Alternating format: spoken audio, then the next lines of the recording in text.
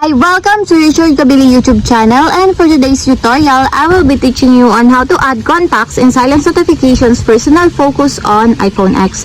But first, kindly subscribe to this channel and don't forget to hit the subscribe button and the bell to notify you for the new updates. And let's start. Using your iPhone X from your home screen, first go to Settings. Then in the Settings, scroll down and click the Focus. Then in the Focus, click the Personal.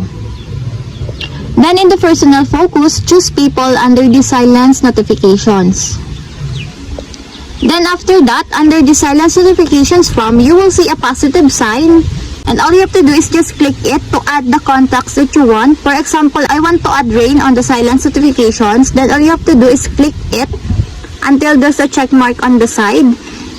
And I have one contact selected. And if you're done, click Done. And your contact person is on the list.